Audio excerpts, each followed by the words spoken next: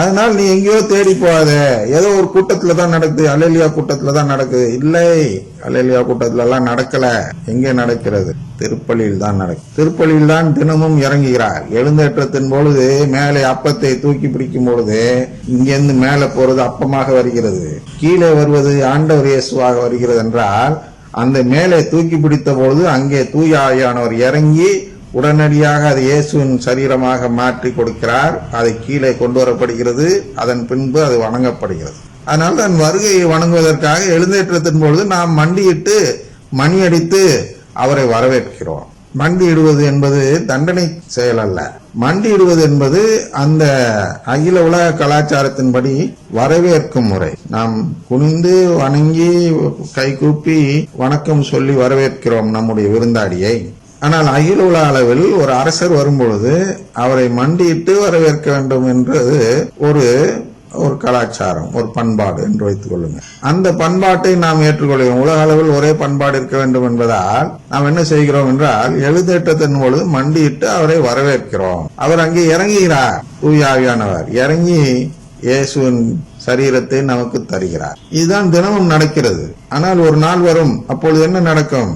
உண்மையிலேயே அது இயேசுவாக மாறிவிடும். அதாவது பார்ப்பதற்கு கண்ணுக்கு புலப்படும் விதத்தில், கண்ணுக்கு புலப்படாத பெருக்கும் கூடிய நிலை மாறி கண்ணுக்கு புலப்படும் நிலையாக மாறிவிடும். அதான் அந்த ஒரு நொடி பொழுதில் நடக்கும் செயல் என்று சொல்கிறார். ஆனால் முதலில் அவர் பல துன்பங்கள் பட்டு இந்த தலைமுறையினரால் உதறி தள்ளப்பட வேண்டும். இவர் நற்கருணையாக மாறி அனைவரையும் நற்கருணையோடு இணைய வைத்து ஒரு இறையாட்சி அங்கு உருவாக்கப்படுவதற்கு முன்பு இந்த மானிட மகன், இந்த நற்கருணை ஆண்டவர் என்ன செய்ய வேண்டும் என்றால், பல துன்பங்கள் பட்டு இந்த தலைமுறையினரால் உதறி தள்ளப்பட வேண்டும். அதன் பிறகுதான் நான் விண்ணகம் செல்கிறேன் என்ற அந்த அப்பவடிகள் மாறி இந்த இறையாட்சியை உங்கள் நடுவில் செயல்பட வைப்பேன் என்பதை அங்கே சொல்கிறார். அடுத்தது முதல் வாசகத்தை பார்ப்போம். ரொம்ப சின்ன கருத்து தான். இதையெல்லாம் பார்த்து விட்டு இங்க வந்தால் இது சின்னதாகவே முடிந்துவிடும். அடிமையை அன்புமிக்க சகோதரனாக ஏற்றுக்கொள்ளும்.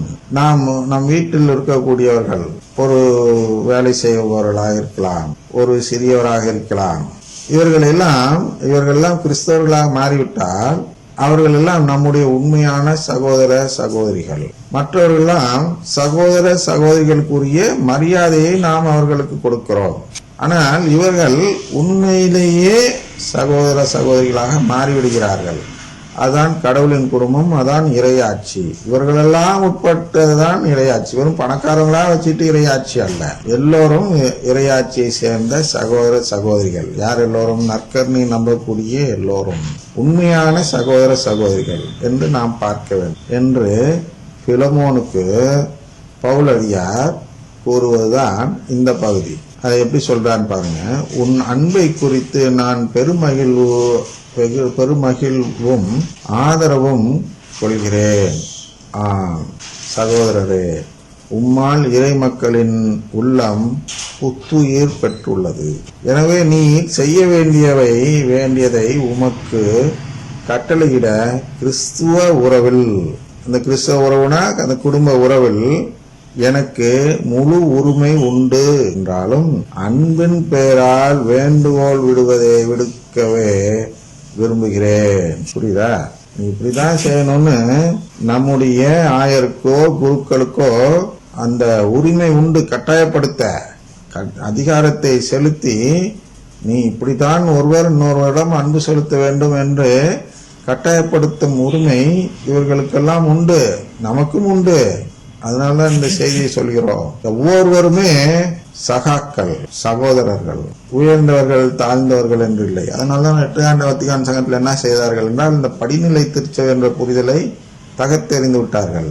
மைய நிலை, பொதுநிலை திருச்சபை என்று கொண்டு வந்து விட்டார்கள். மையத்தில் போப்பாண்டவர், அதை சுற்றி ஆயர்கள், அதை சுற்றி குருக்கள், அதுக்கப்புறம் பொதுநிலையில மற்றவங்கெல்லாம் சொல்லி ஒரு மையப்படுத்தும் கருத்தை முன்வைத்து புரிதலை மாற்றினார்கள். புதிய புரிதல். படிநிலையில் நாம் பார்க்க கூடாது, அவர் உயர்ந்தவர் நாம் தாழ்ந்தவர் என்று அநேக குருக்கள், அதுவும் வளமை நற்செய்தியை கடைபிடித்து வாழக்கூடிய குருக்கள் என்ன செய்வார்கள் என்றால், இந்த படிநிலையை தான் எடுத்துக்கொள்வார். அவன் என்ன பொதுநிலைன்னு அவனுக்கு என்ன தெரியும்? அவ்வளவுதான், நம்ம சொல்றதுதான் செய்யணும் அப்படின்னு எடுத்துக்கொள்வார்கள். இந்த உரிமையை எனக்கு நான் அங்கி போட்டேன், எனக்கு எல்லா உரிமையும் இருக்கு, நான் அதை செய்யலாம் இதை செய்யலாம் அதெல்லாம் நான் செஞ்சிருவேன் அப்படி இப்படின்னு மிரட்டுறது. நம்ம பிரான்சிஸ் இருந்தப்ப அப்படிதான் மிரட்டினான். நான் நினைச்சா அந்த ஆளை இதை விட்டு விலக்கி வைக்க முடியும், ஒரு விசாரணையை போட்டு என்றெல்லாம் விளக்குனான்னா அதெல்லாம் செய்யலை பாருங்க, நான் பெருந்தன்மையை விட்டுட்டேன் பாருங்கன்னு ஆன்ம இயக்குனரிடம் தற்பெருமை பாராட்டுகின்றார். அவர்கள் எல்லாம் வளமை நற்செய்தி, அந்த உரிமையை அந்த அதிகாரத்தை பயன்படுத்தி கொள்ள வேண்டும் என்று ஆசைப்படக்கூடியவர். அதை நாம் அப்படி அதிகாரம் இருந்தாலும் அதை பயன்படுத்தி கொள்ளக்கூடாது. என்ன செய்ய வேண்டும் என்றால் அன்பின் பெயரால் வேண்டுகோள் விடுக்க வேண்டும் என்று அவர் சொல்கிறார். அவர் பவுல் அடியார் என்ன சொல்றார்? அதிகாரம் இருந்தாலும் நீங்கள் அதை பயன்படுத்தி கொள்ளாதீர்கள், அன்பின் பெயரால் வேண்டுகோள் விடுங்கள். அது மாதிரிதான் நான் வேண்டுகோள் விடுக்கின்றேன். கிறிஸ்து இயேசுவின் தூதுவனாக அவர் பொருட்டு கைதியாக இருக்கும் பவுலாகிய எனக்கு, கிறிஸ்து இயேசுவினா எப்போது நம்ம என்ன பண்ணோம், நற்கருணை ஆண்டவர் கிறிஸ்து இயேசுவின் தூதுவனாக அவர் பொருட்டு கைதியாக இருக்கும் பவுலாகிய எனக்கு சிறையில் இருந்தபோது பிள்ளையான ஒனேசிமுக்காக உம்மிடம் வேண்டுகிறேன். சரியா? இந்த இடம் தான் தெளிவா சொல்றாரா? பிள்ளையான ஒனேசிமுக்கு உம்மிடம் வேண்டுகிறேன். என்ன பிள்ளையான? சிறையில் இருந்தபோது பிள்ளையான எனக்கு சிறையில் இருந்தபோது பிள்ளையாகிவிட்டார். அந்த உறவு, குடும்ப உறவை சொல்கிறார். அப்படின்னா என்ன? திருமுழுக்கு பெற்று விட்டார். ஒனேசிமுக்கு நான் திருமுழுக்கு கொடுத்து என்னுடைய பிள்ளையாக மாற்றிவிட்டேன். பங்கு தந்தையர்கள் சொல்கிறார்கள் அல்லவா, பங்கு மக்களை என்னுடைய பிள்ளைகள் என்று சொல்கிறார்கள், நாமும் அவரை தந்தை என்று அழைக்கிறோம். அந்த நோக்கத்தில் தான் இது ஒரு குடும்பம். அதனால்தான் அவர்களை குரு என்றோ சாமியார் என்றோ சாமி என்றோ அழைப்பதில்லை, தந்தையர்கள் என்று அழைக்கிறோம். ஏனென்றால் நாமெல்லாம் அவர்களுடைய பிள்ளைகள். அந்த குடும்ப உறவு, தந்தையும் பிள்ளையும் என்ற உறவு அங்கே இருக்கிறது என்று சுட்டிக்காட்டதான் 2000 ஆண்டுகளாக திருச்சபை இந்த பழக்கத்தை நம்மிடையே கொண்டு வந்தது. என்ன பழக்கம் என்றால், திருமுழுக்கு கொடுக்க அந்த நபருக்கு, அந்த திருமுழுக்கு பெறும் நபர் பிள்ளையாகி விடுகிறார். அதான் ஞான பெற்றோர் என்றெல்லாம் சொல்கிறோம். ஏனென்றால் நாமெல்லாம் ஒரு குடும்பம் என்று காட்டுவதற்காக. இதெல்லாம் வச்சுக்கிட்டாலும் என்ன, இதெல்லாம் குடும்பம் இல்ல, நாமெல்லாம் சும்மா இதுக்கு மோட்சத்துக்கு போறோம், அங்க ஒண்ணு கடவுள் குடும்பம் எல்லாம் இல்ல அப்படின்னு சொல்ற ஒரு கூட்டம் இருக்கிறது. பழமை நற்செய்தியை நம்புகிறவர்கள் இங்க ஒவ்வொரு வார்த்தையிலும் குடும்பத்தின் சாயலை சுட்டி காட்டுகிறார். அதைதான் நாம் கவனிக்க வேண்டும். சரியா? அவர் பொருட்டு கைதியாக இருக்கும் பவுலாகிய எனக்கு சிறையில் இருந்தபோது பிள்ளையான ஒனேசிமுக்காக உம்மிடம் வேண்டுகிறேன். என்னுடைய பிள்ளைக்காக உன்னிட்ட வேண்டுறப்பா. முன்பு உமக்கு பயனற்றவனாக இருந்த அவன் இப்பொழுது எனக்கும் உமக்கும் பயனுள்ளவன். அவனை உம்மிடம் திரும்ப அனுப்புகிறேன். அவனை அனுப்புவது என் இதயத்தையே அனுப்புவது போலாகும். சரியா? அந்த உறவு, என்னுடைய பையனை அனுப்புறேன்.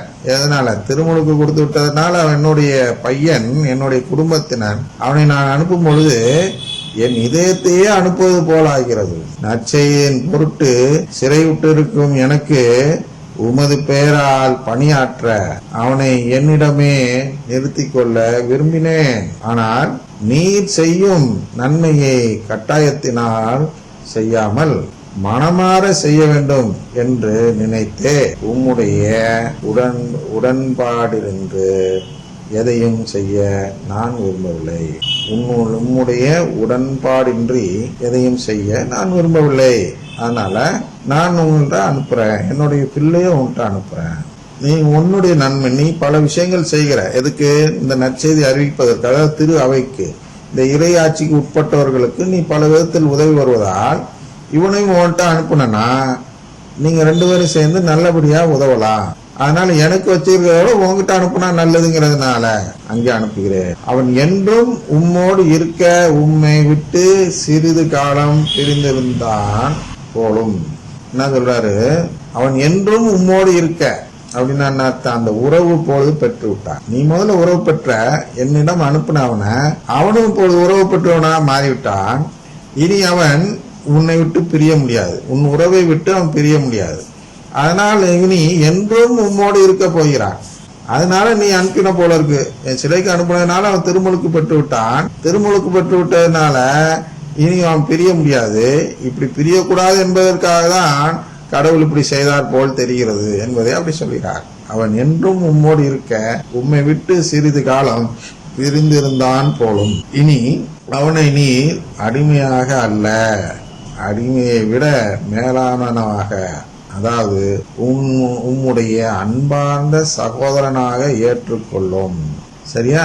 உன்னுடைய அடிமையோட மேலானவனாக இப்போது மாறிவிட்டான். உன்னுடைய உறவை பெற்றவனாக மாறிவிட்டான். இனிமேல் நீ எப்படி ஏற்றுக்கொள்ள வேண்டும்? அவனை உன்னுடைய சகோதரனாக ஏற்றுக்கொள்ள வேண்டும். அவன் என் தனிப்பட்ட அன்புக்கு உரியவன். அப்படியானால் மனிதன் என்னும் முறையிலும் ஆண்டவரை சார்ந்தவன் என்னும் முறையிலும் அவன் எத்துணை மேலாக உன் அன்புக்கு உரியவனாகின்றான். சரியா? இதுதான் அந்த குடும்ப உறவை விளக்குகிறார். மனிதன் என்னும் முறையிலும் அவன் அடிமையா நீ பார்த்தில, அவன் ஒரு மனிதன் அதுல இருக்கிறான். அது மட்டும் இல்லாமல் ஆண்டவரை சார்ந்தவன். ஆண்டவரை சார்ந்தவன் என்னன்னா அதான் நற்கருணை ஆண்டவர் தான் ஆண்டவர். சார்ந்தவன்னா அந்த குடும்பத்தில் சேர்ந்தவன் என்னும் முறையிலும். அப்ப மனிதனாகவும் இருக்கிறான், கடவுளின் குடும்பத்தினராகவும் இருக்கிறான். இந்த ரெண்டு நிலை அவனுக்கு கிடைத்து விட்டதா? அந்த முறை என்னும் முறையிலும் அவன் எத்துணை மேலாக அன்புக்கு உரியவனாகின்றான். ஆனா நீ அன்பு செலுத்த வேண்டிய விஷயம் இருக்குப்பா. மனிதனுக்கு அன்பு செலுத்தணும், கடவுளின் குடும்பத்தினர் என்ற முறையிலும் நீ அன்பு செலுத்த வேண்டியிருக்கிறது. எனவே நமக்குள்ள நட்புறவை கருதி என்னை ஏற்றுக்கொள்வது போல் அவனையும் ஏற்றுக்கொள்ளும். அவன் உமக்கு ஏதாவது தீங்கு இழைத்திருந்தால் அல்லது கடன் பட்டிருந்தால் அது என் கணக்கில் இருக்கட்டும், நானே அதற்கு ஈடு செய்வேன் என பவுலாகிய நான் என் கைப்பட எழுதுகிறேன். நீர் உண்மையே எனக்கு கடனாக செலுத்த வேண்டும் என நான் உமக்கு சொல்ல வேண்டியதில்லை. ஆம் சகோதரரே, ஆண்டவர் பொருட்டு எனக்கு இந்த உதவியை செய்யும். கிறிஸ்துவின் பெயரால் என் உள்ளம் புத்துயிர் பெற செய்யும். சரியா? அதெல்லாம் கடவுளின் குடும்பத்தில் இருக்கிறவன் என்று நீ சொல்லிவிட்டால், நாம் எல்லாம் சேர்ந்து ஒரே குடும்பமாக வாழும் பொழுது அந்த கிறிஸ்துவின் பெயரில், அந்த கடவுளின் குடும்பத்தின் பெயரில் என் உள்ளம் புத்துயிர் பெறச் செய்யும். நீ அது மாதிரி நீ அந்த கடவுளின் குடும்பத்தை ஏற்றுக்கொண்டாள் என்று சொல்கிறார் பவுலடியார். தந்தை மகன் தூயாவின் பெயராலே ஆமென்.